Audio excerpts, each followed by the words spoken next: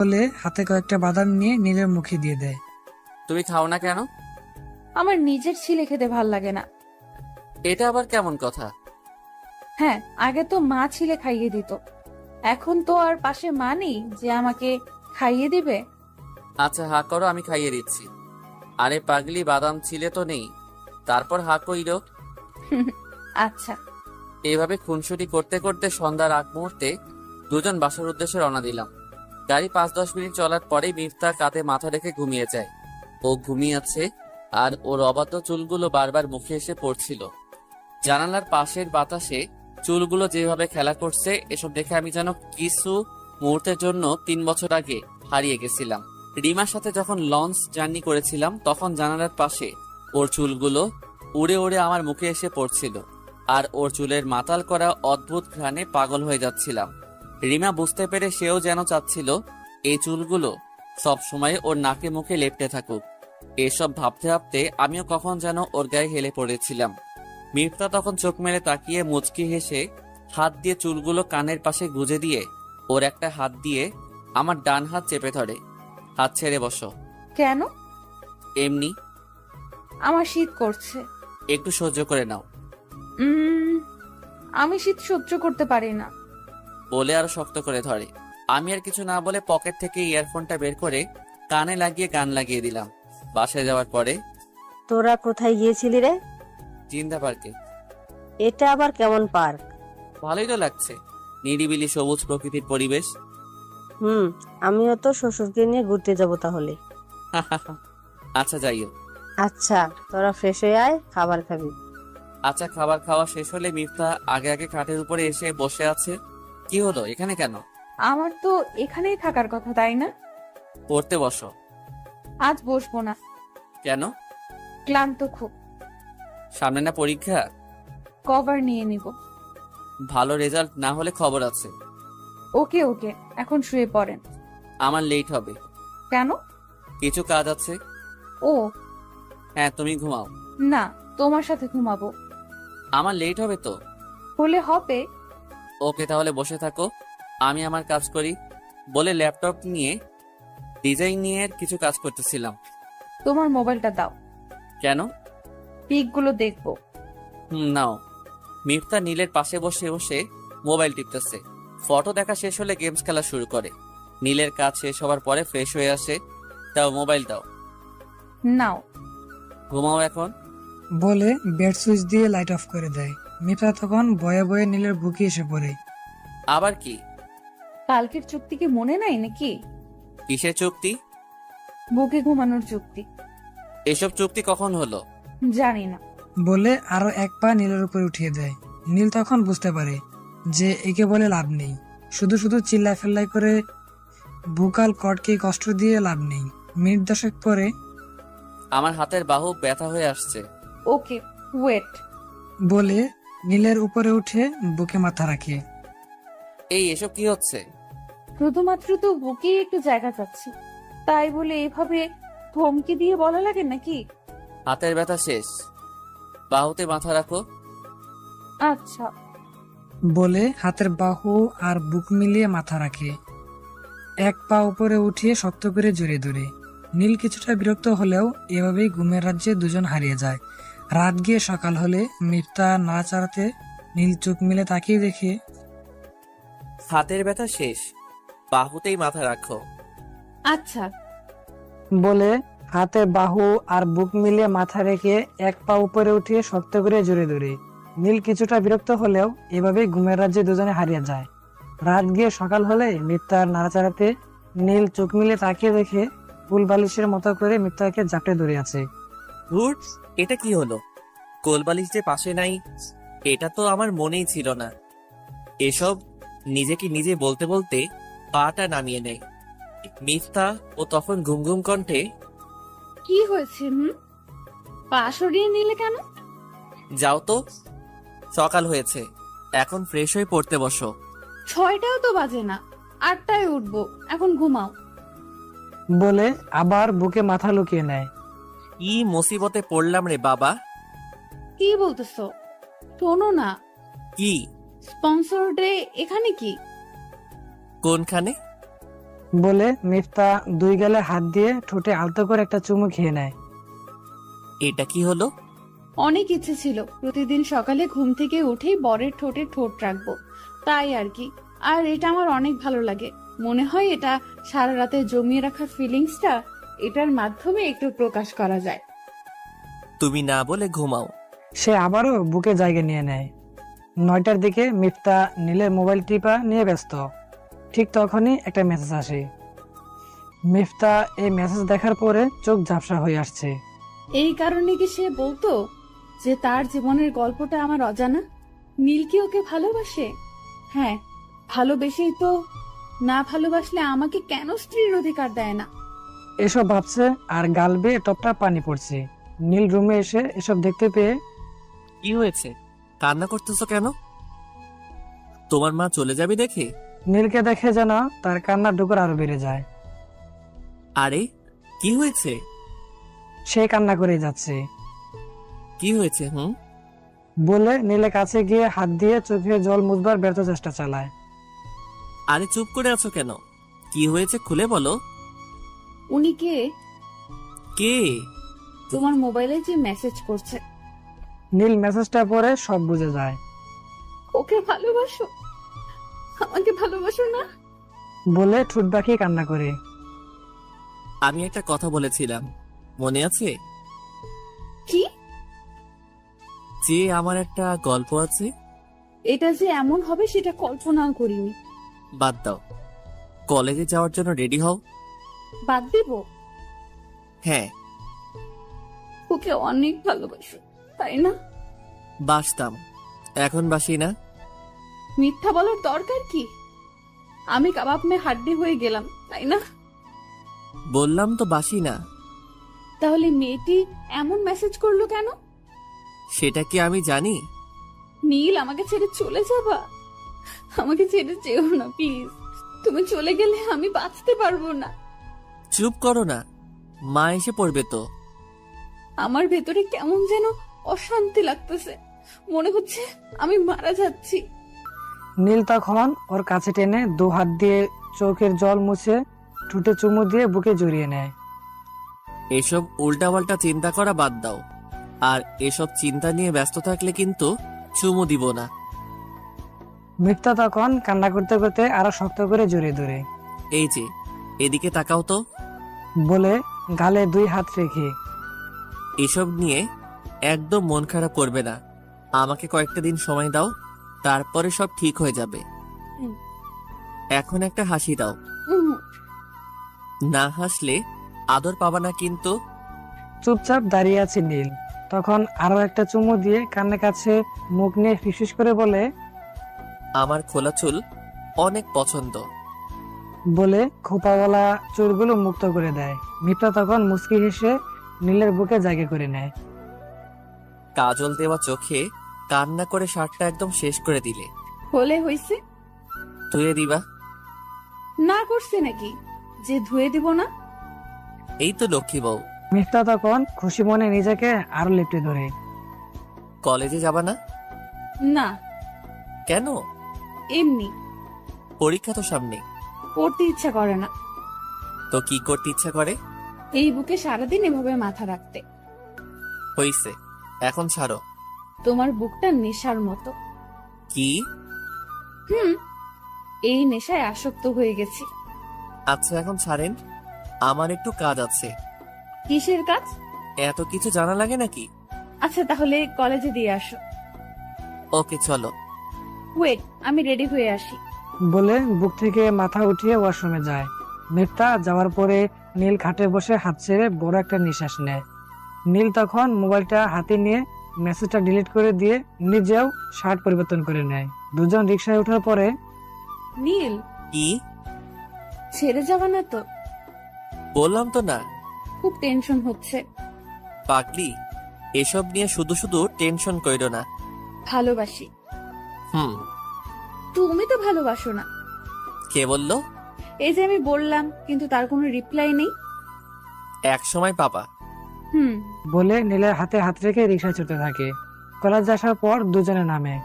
শোনো না, কি? আমার ফ্রেন্ডরা আসতেছে। কেন? তোমার সাথে না মিট করার কথা ছিল? ক্লাস শেষে। না, এক্ষুনি।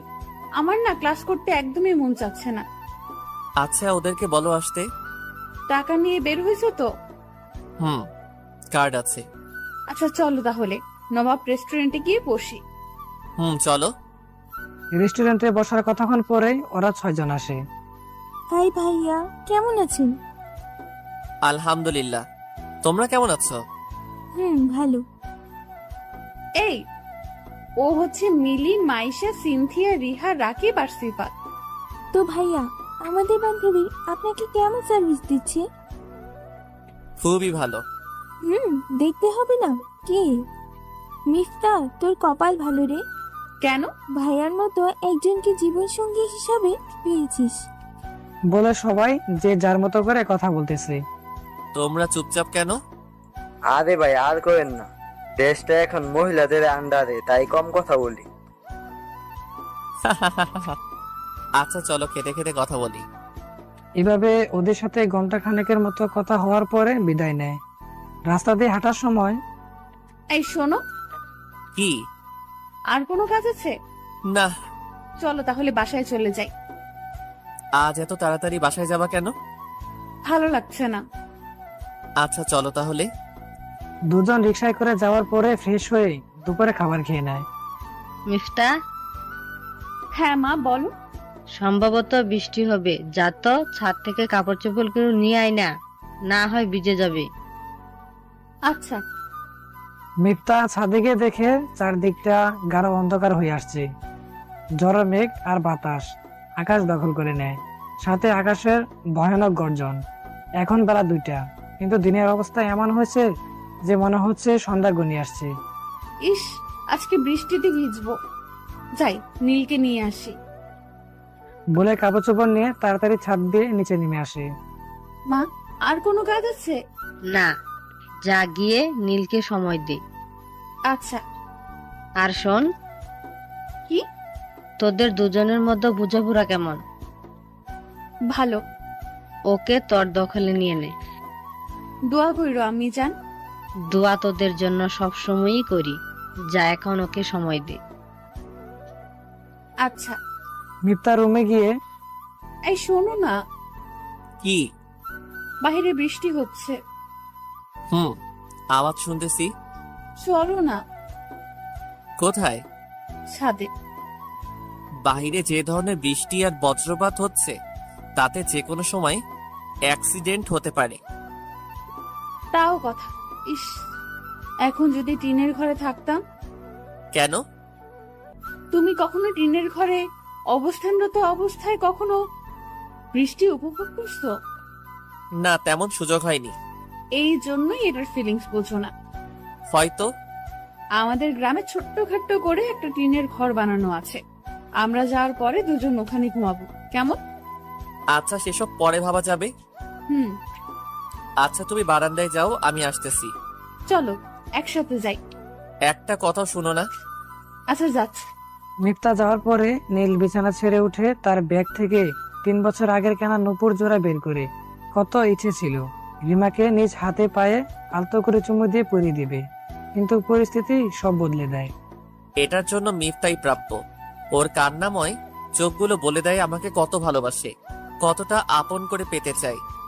এইসব ভাবতে ভাবতে নূপুর জোড়া ট্রাউজারের পকেটে করে নিয়ে বারান্দায় যায়। এতক্ষণ লাগলো তোমার? কেমন লাগছে? অনেক অনেক ভালো লাগছে। ভিজতে পারলে আরো ভালো লাগতো। হয়েছে কি, অন্ধকার হয়ে আছে দেখছো? এই নাও। কি আছে তাতে? নিয়েই দেখো। মিফতা হাতে নিয়ে দেখে নূপুর। নূপুর কি কেউ কাউকে এভাবে দেয়? তো কিভাবে দেয়? পরিয়ে দেয়। আরে নিজে নিজে পড়ে নাও। না না, পরিয়ে দাও। খাইতে দিলে শুতে চাই, এটা হচ্ছে বাঙালিদের অভ্যাস। জানোই যখন, তাহলে এত কথা বলতেছো কেন? পরিয়ে দাও তো, আমার সহ্য হচ্ছে না। বলে লাজু হাত দিয়ে টেনে উপরে উঠিয়ে পা এগিয়ে দেয়। নীল তখন বারান্দায় ফ্লোরে হাঁটু গিরে বসা মাত্রই মিফতা তার পা হাঁটুর উপরে উঠিয়ে দেয়। নীলও একে একে পরিয়ে দেওয়ার পরে মিফতা নীলকে শক্ত করে জড়িয়ে ধরে গলায় একটা চুমু দিয়ে ধরে। কি করছো কি? মানুষ দেখবে তো। এই বৃষ্টিতে আমরা ছাড়া আর কেউ বাহিরে আসবে না। ওই যে আরো দেখা যায় তারা তাদের প্রেয়সীর সাথে আড্ডা দিচ্ছে। চলো তাহলে রুমে গিয়ে গল্প করি। চলো। আমার পায়ে ব্যথা তো। কিসের ব্যথা? একটু আগে তাড়াতাড়ি করে আসার জন্য বারান্দার দরজার সাথে উষ্টা খাইছে। আস্তে আস্তে আসো। আমি বেশি ওজনের না। হ্যাঁ, সেটা তো দেখেই বোঝা যায়। তাহলে কোলে করে নিয়ে গেলেই তো হয়। নীল তখন সবকিছু ভুলে মিফতাকে হঠাৎ কোলে নিয়ে নেয়। মিফতা নীলের গলা জড়িয়ে ভাবতে থাকে, আমার জামাইয়ের হঠাৎ এমন পরিবর্তনের কারণ কি? কারণ যাই হোক, আজকে জ্বালিয়ে ছাড়বো। বিছানায় নিয়ে রাখার পরে দরজাটা অফ করে আসছো না কেন? দরকার নাই। না, অফ করো। আচ্ছা, দরজা লাগিয়ে আসার পরে আমার বালিশ কই? এই তো এটা। তাহলে তোমার বালিশ কই? বালিশ পুরো খাটে একাই থাকবে? কেন? এত কিছু জানা লাগবে না, চল তো। সাইড দাও। মিফতা তখন নীলের বুকে টেনে নিয়ে কম্বল টেনে দেয়। কি করছো সব? কেন আমার বুকে ঘুমাতে পারবে না? সারা জীবন শুনে আসলাম মেয়েরা ছেলেদের বুকে ঘুমায়, আর আজকে তার উল্টো। সপ্তাহে 6 দিন আমি ঘুমাবো, আর একদিন তুমি আমার বুকে। দূর, কেমন অকওয়ার্ড লাগছে। এই, একদম চুপচাপ শুয়ে থাকো, আমি মাথায় হাত বুলিয়ে দিচ্ছি। নীল তখন চুপ হয়ে ওর বুকে মাথা রেখে শুয়ে থাকে। মিনিট 5 চুপচাপ কাটার পরে নীল, হ্যাঁ বলো। এইদিকে আসো বলে দুজন মুখোমুখি মাথা রাখার পরে কি বলো? আমার চোখের দিকে তাকাও তো। এই যে তাকিয়ে তো আছি। জড়িয়ে ধরো না। না, কেমন যেন লাগছে, বলে বোঝানো যাবে না। বলে নীলের সাথে মিফতা আরো ক্লোজ হয়ে কানের কাছে মুখ নিয়ে গিয়ে ভালোবাসি নিজের থেকেও বেশি। বলে সাপের মতো পেঁচিয়ে ধরে। নীল কেন জানি মিফতাকে জড়িয়ে ধরে ওর গলায় চুমু বসিয়ে দেয়। মিফতা চোখ বন্ধ করে ফিল করতে থাকে। দুজনে এভাবে একসময় ঘুমিয়ে যায়। সন্ধ্যার আগ মুহূর্তে নীল চোখ মিলে তাকে দেখে মিফতা একটা পা তার উপরে দিয়ে হাত দিয়ে জড়িয়ে ধরে ঘুমাচ্ছে। নীল তখন পাশ থেকে ফোনটা হাতে নিয়ে দেখতে পায় রিমার নাম্বার থেকে দেখা যায় তার মধ্যে কিছু মেসেজ ছিল এমন। নীল প্লিজ আমার সাথে একটাবার কথা বলো, যদি ভালোবেসে থাকো তবে একটু কথা বলো। নীল, আমি অনেক অপরাধ বোধ ফিল করতেছি, প্লিজ এটা থেকে আমাকে মুক্তি দাও। তুমি জাস্ট একটা বার আমার সাথে কথা বলো। আমার হাজবেন্ডও জানে তোমার সাথে আমার একটা সম্পর্ক ছিল। বিশ্বাস করো, আমি এটা থেকে এমন কোনো কিছু দাবি করব না। আমাদের ভালোবাসা থেকে শুধু একটা বার কথা বলো, মোবাইলে না, সামনাসামনি প্লিজ। নীল তখন উঠে ওয়াশরুমে গিয়ে ফ্রেশ হয়ে আসে। ততক্ষণে মিফতাও সজাগ হয়ে যায়। কি হয়েছে, এমন চিন্তিত কেন? না, কিছু না। সত্যি তো? আরে, আমার আবার কিসের টেনশন? তাহলে একটা হাসি দাও। এই যে হাসি দিলাম। হি হি হি হি হি। ওয়েট করো, আমি আসতেছি। আমি একটু বাইরে যাব। একটু পরে যাও, আমি ফ্রেশ হয়ে আসতেছি। ওকে। সে আসার পরে কখন যাবা? এক্ষুনি। বলে ননস্টপ ঠোঁট নাড়িয়ে কি যেন বলছে। বিড়বিড় করে না বলে স্পষ্ট করে বলো।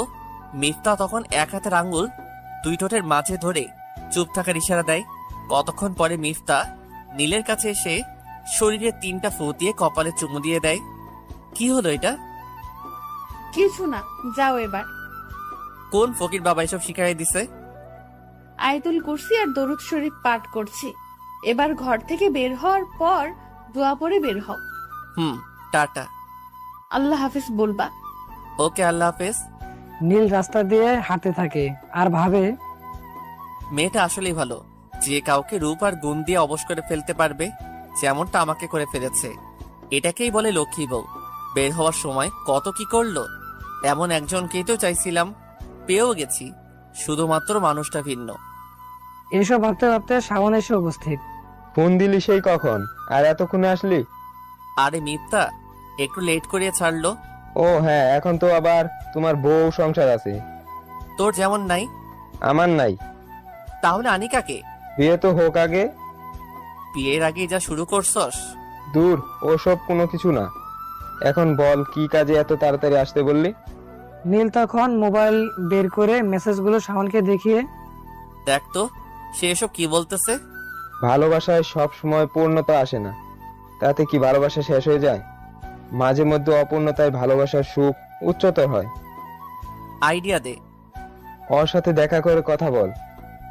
আমি পারবো না। সুখে থাকতে চাস না? এটা কে না চাই? এখন কি রিমাকে চাইলেই পাবি? চাইও না।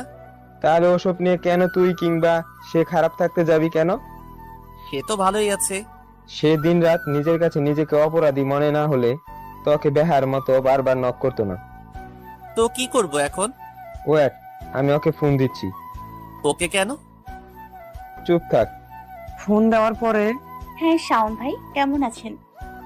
এই তো ভালো, তুমি? আলহামদুলিল্লাহ। কোথায় এখন? এই তো বাসায়। বের হতে পারবা? এই সন্ধ্যা সময়ে?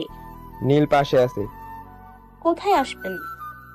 তোমরা বিকালে যেখানে বেশি আড্ডা দিতা সেখানে আসো। ব্রিজে? হ্যাঁ। কথার বাবা তো 10টার আগে আসবে না। আমি ওর বাবাকে জানিয়ে আসতেছি। জানলে রাগ করবে না? না, আমি বলে রাখছি নীলের সাথে আমার কথা বলতেই হবে। আচ্ছা, আমরা আসি। মিনিট 30 পরে ব্রিজে একটা গাড়ি থামার পরে রিমা বের হয়। মাগরিবের পরে যে আলোকচ্ছটা থাকে সেরকম পরিবেশে ল্যাম্প পোস্ট আর গাড়ি আলোয় মোটামুটি সবাই পরিষ্কার বোঝা যায়। নীল রিমাকে দেখে ব্রিজের রেলিং এ হাত রেখে অন্যদিকে তাকিয়ে আছে। তোমরা কথা বলো, আমি চা স্টল আছি। হুম নীল, বলো। খুব বেশি রাগ আমার উপরে, তাই না? না, রাগ করে কি হবে? আমার দিকে ফিরেও তাকাবে না? বলো। চেহারার কি অবস্থা করেছো এসব? হ্যাঁ, আমি ঠিক আছি। সিগারেট নাকি খুব খাও? সেটা জেনে তোমার লাভ নেই। আর যাতে এসব না খাওয়া হয়। সেটা তুমি বলার কে? সরি। আর কিছু বলবা? কিছু যদি বলতে চাই তাহলে সারা জীবনেও শেষ হবে না। ইমোশনাল মার্কা কথা বলবা না। কথা ছিল এমন সন্ধ্যা হলে দুজন একসাথে রিকশায় করে ঘুরে বেড়াবো, হাতে হাত রেখে অনেকক্ষণ রিকশায় চড়বো। সবই হবে, কিন্তু তোমার আর আমার মাঝে না, একজন অন্য আরেকজনের সাথে। বলে চোখ দিয়ে গড়া অশ্রুগুলো হাত দিয়ে মুছতেছে। সুখেই তো আছো এখন, তাহলে এসব বলতেছো কেন? খুব অন্যায় করছি তাই না নীল? আমি এমন করতে চাইনি। আমিও তোমার মতো করে চেয়েছি সারা জীবন একসাথে এক বালিশে সার করে জীবন চালিয়ে দিব, কিন্তু ভাগ্য করে একটা অধ্যায় আছে। সেই ভাগ্য অধ্যায়ে তোমার আর আমার নাম ছিল না হয়তো। এসব বলতে বলতে রিমা ঠোঁট চেপে কান্না করে দেয়। বাদ দাও, যা হওয়ার হয়ে গেছে, এসব বলে লাভ নেই। সিচুয়েশনটা খুব খারাপ ছিল রে। মা বাবা যখন কোনো মেয়েকে বলে মা তোর পায়ে পড়ি এই বিয়েটা কর, না হলে সারা জীবনে আমাদের দুজনের মুখে হাসি দেখবি না বলে বারংবার রিকোয়েস্ট করতে থাকে, তখন তো আর কিছু বলতে পারি না। সবকিছু এত তাড়াতাড়ি হয়ে যাচ্ছিল যে বলে বোঝাতে পারবো না। মোবাইলটাও নিয়ে গেছিল। সবকিছু মিলিয়ে অনেক বড় একটা ট্রাপে পড়ে গেছিলাম। তোমার মা বাবা বিয়ের পরের দিন নাকি গিয়েছিল। মা বাবা তখন মনে হয় তোমার মা বাবাকে ফিরিয়ে দেওয়ার জন্য বলেছে যে সবকিছু মেয়ের ইচ্ছাতেই হয়েছে। সবার জোড়াজুড়িতে যখন কবুল বলতেছিলাম না, তখন আমার মনে হয়েছে কি জানো? মনে হচ্ছিল আমার নীলের গলার উপর দিয়ে আমি ছুরি চালিয়ে দিচ্ছি। এসব বলে হু হু করে কান্না করে দেয়। নীল তখন চোখের জল মুছতে মুছতে রিমাকে সান্ত্বনা দেয়। আমি অনেক খারাপ একটা কাজ করেছি তাই না? না, মা বাবা যখন এমন করে কাউকে রিকোয়েস্ট করে তখন সন্তানের কিছুই করার থাকে না। আমাকে ওরা 1 মিনিটের জন্য ছাড় দেয়নি। 1 মিনিটও যদি সময় পেতাম তাহলে তোমার কাছে চলে আসতাম। যা হওয়ার নয় সেটা বলে আর কি হবে? আমাকে যেমন করে ভালোবাসতে তার থেকে কয়েক গুণ বেশি মিফতাকে ভালোবাসবে। এসব জানো কিভাবে? যাকে এত ভালোবাসি তার এতটুকু খবর রাখবো না? ওকে পূর্ণ মর্যাদা দিবা, ছোট ছোট শখ আহ্লাদের দাম দিবা। এই নাও। কি? একটা পাঞ্জাবি আর একটা শাড়ি। এসব কেন? শাওন ভাইয়ার থেকে জেনে কিনে রেখেছিলাম। ও আর আমাকে কখনো ইগনোর করবে না বলে দিলাম। আমরা কাপল হয়ে থাকতে পারিনি তো কি হয়েছে, সারা জীবন বন্ধুর মতো থাকবো। রাত হয়ে গেছে, এখন বাসায় যাও। আমার বাসায় কবে যাচ্ছ তোমরা? দেখি বলবো নে। মন খারাপ করে না, হাসি মুখটা ভালো লাগে, আর রাগী মুখটা বাদরের মতো লাগে, তাই হাসিটা রাখার চেষ্টা করবা। হুম নিজের যত্ন নিবা কেমন? তুমিও। আসি তাহলে। টাটা। টাটা। কিরে, কথা শেষ হলো? হ্যাঁ। কি বললো? সবকিছু বলার পরে আমিও তাই ভাবছিলাম। যাকগে, বাদ দে এসব। রাত হয়ে গেছে, বাসায় গিয়ে ভাবিকে সময় দে। আসি রে। ওকে। বাসায় যাওয়ার পরে ফ্রেশ হয়ে খাবার খেয়ে রুমে আসার পরক্ষণে কি এইভাবে গাল ফুলি আছো কেন? মোবাইল কোথায়? পকেটে। ফোন যে দিয়েছিলাম টের পাওনি? আয় হায়, সাইলেন্ট ছিল মনে হয়। দেখো তো কয়টা কল দিছি। ও মা, 54টা। আবারও বলতেছ? ওয়েট বলে লাইট অফ করে দেই। হ্যাঁ তুমি ঘুমাও। তুমি ঘুমাবা না?